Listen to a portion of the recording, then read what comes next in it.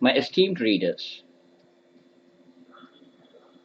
who have gone through my books, as well as the audience of the Indian community who are right now listening to ATAB radio,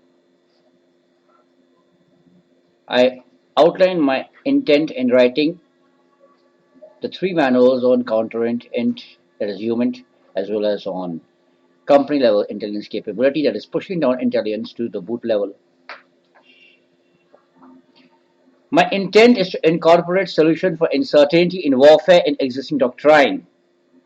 Uncertainty, that's a very important term. Uncertainty. Uncertainty leads to surprise, something which is the primary endeavor of any commander in warfare, be it the enemy or be it us. We have surprise, we have the advantage on our side. Indications and warnings surely afford the solution, but indications and warning often lead to a reactive int collection. We wait until a new capability or weapons system is discovered. Mind you, we wait. We do not proactively send in a counter agents to find out what plans they are up to and whether they are going to develop a new weapon system or capability or not. We do not do that. Rather, we wait for the thing to happen, and then when that thing has happened, we send in an int operatives to collect information, and that is what I call reactive int. It is not proactive int. That capability or system is implemented by the enemy with devastating results. Still, we cannot counter it as it being new. We do not have a defense system nor a counter system. And by the time we develop it, they have either have had sufficient time to test it practically on us, mind you, or develop it further, or we have had terrible losses in armed forces, installations, command control nodes, or for that matter, overall defeat. Here we are taken by surprise by an enemy which is adaptive. An asymmetric enemy is asymmetric in the sense that we are a strong military force. We are much more dominant. We are the force of a nation, the military force of a nation, complete with our regiments and armaments and weaponry systems and command control centers and headquarters and whatnot, corps and regiments and whatever it is, the divisions and brigades. And these people, they are either terrorists, or they are these insurgents, or even the conventional enemy can also have an asymmetric disability in terms of warfare if we possess a superior weapon to which the enemy has no match. Had we incorporated adaptability, creativity, exploration, continual experimentation, critical reviews of existing tactics, techniques, procedures, and SOPs in light of information about an asymmetric enemy, with our counter-int being totally offensive. I mean totally offensive. That means penetrating, infiltration, finding out their plans so that they do not launch a surprise tactic or a capability to offset the asymmetric disadvantage they are suffering from. If we had all this before the indicators surface, that's why I said reactive int collection. Before the indicators surface, you know nothing of the plans. Then we wouldn't be taken by surprise and we would have been prepared for that new developed capability or weapon system. That is, we would have got an asymmetric advantage over the enemy. The enemy desires an asymmetric advantage over us by adapting to our tactics and techniques and bringing in further newer tactics and techniques for which we are unprepared, we do not have a match, and with this asymmetric advantage, the enemy inflicts heavy damage on us and we are unprepared for it. Similarly, we should go the same way. We should work out the same methodology.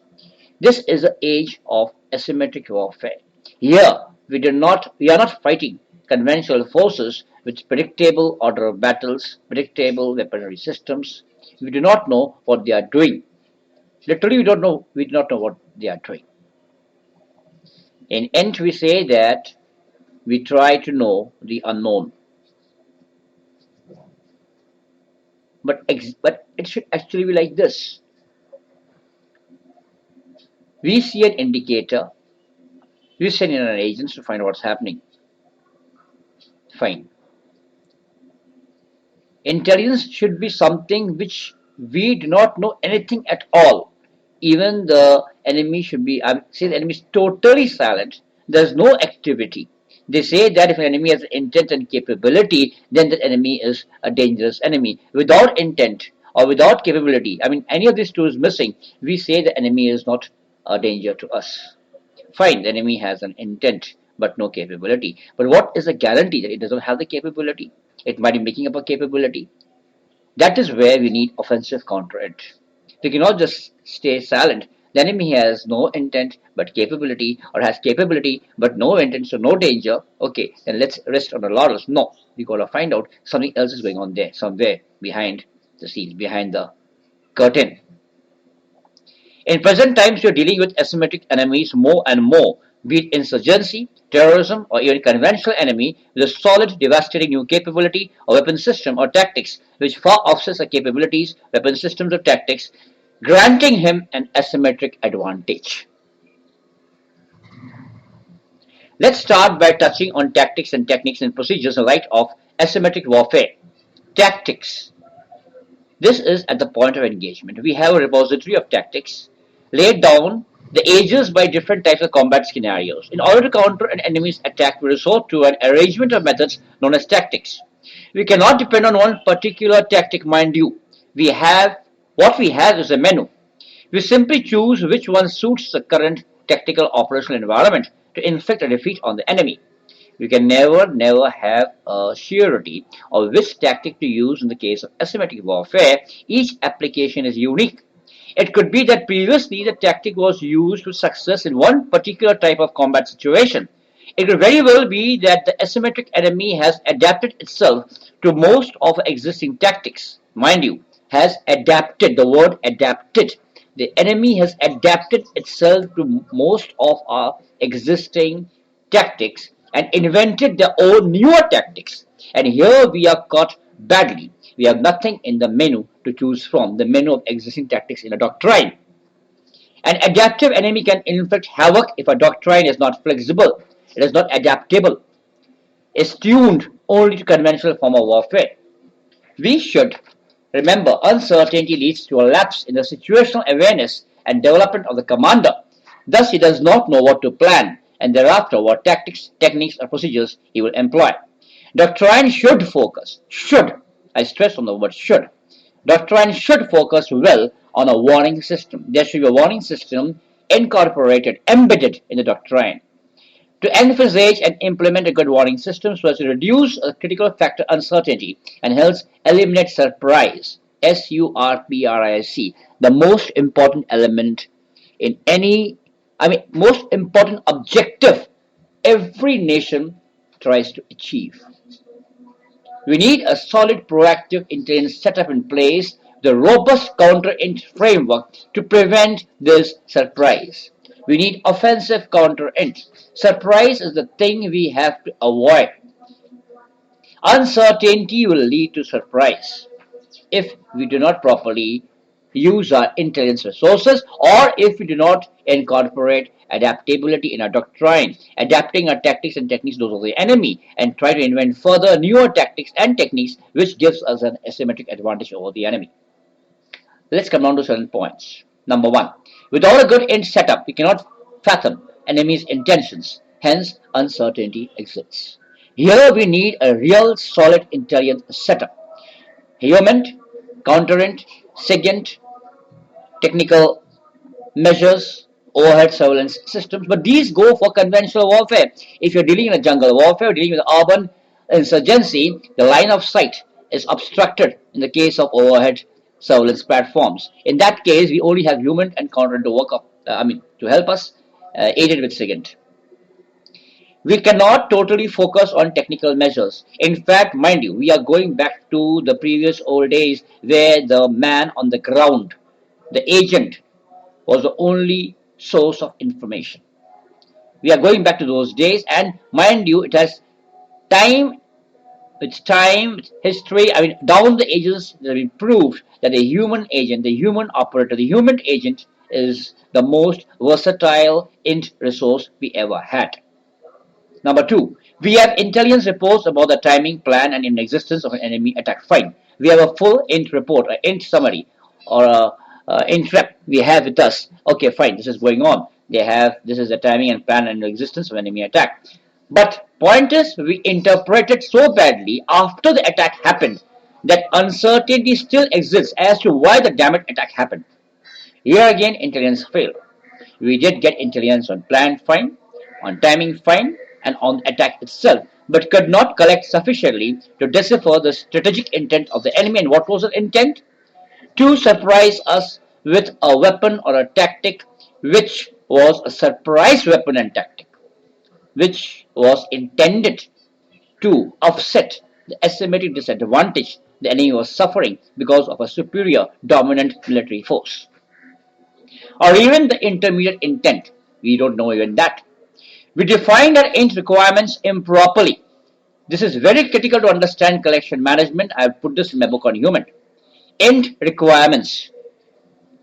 Our commanders, or most of our commanders, or even the lower level, the lower echelon staff, they do not define the int requirements properly. If the definition of the int requirements are not done, are not made properly, if you do not prioritize your int requirements, if you do not, I mean to say that if your intelligence requirements are not in a clear picture, you don't know what resources to use.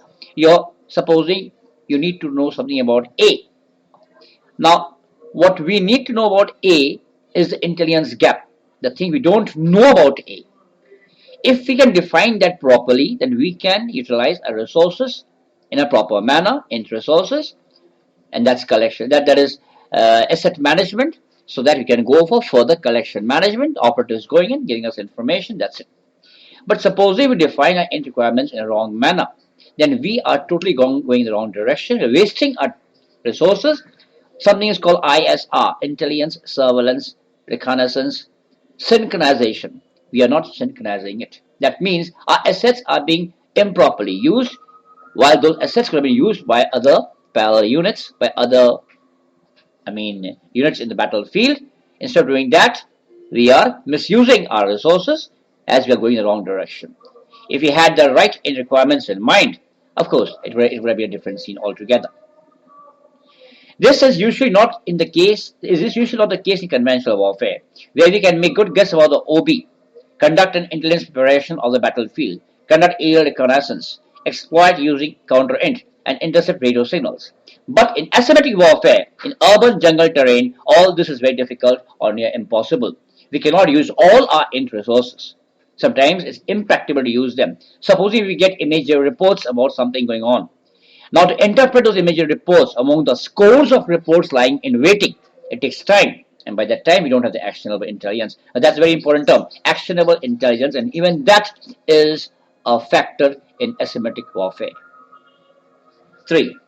Even the existence of a new weapon by the enemy or tactic creates uncertainty. Okay, we have information on this new weapon, fine. But did we study it closely? Did we log all the attacks made by this new weapon, or did we focus only on its particular characteristics which just fits our current tactical requirements? We did not look at the future. If it's a new tactic developed by the enemy, did you explore to see how often it has been used and what degree of success? The latter can pinpoint our vulnerabilities to this type of attack. As the potential for asymmetry increases, so does the level of uncertainty and the potential for tactical, operational, and strategic surprise. This is a very important point to understand. If our enemy is far, far weaker than us, we should not underestimate it. Because as asymmetry increases, the enemy becomes desperate to bring out or to evolve newer methods to offset this asymmetric disadvantage. And here we are caught unawares. These three cases demonstrate that despite good collected intelligence, there will still be gaps. And in the case of the elusive asymmetric enemy, these gaps can be big. And these intelligence gaps need to be identified, intelligence requirements carefully defined, in line with these gaps, and a collection protocol devised. Only then we can reduce uncertainty and hence the critical element surprise. There is no playbook of tactical solutions or prescription solutions. In doctrine, we have a set of tactics. Okay, this is for that particular scenario, for that particular scenario. We cannot employ a prescribed tactical solution for every tactical operation. We need an admixture. Okay, I'm not saying that doctrine is, we got to reject doctrine. I'm not saying that we have to discard the discard everything in doctrine. Those things that work, keep them, but those things that do not work, discard them. If we do not account for asymmetry in our doctrine, then we are nowhere, because the modern age warfare is more asymmetric than purely conventional on peer-to-peer basis.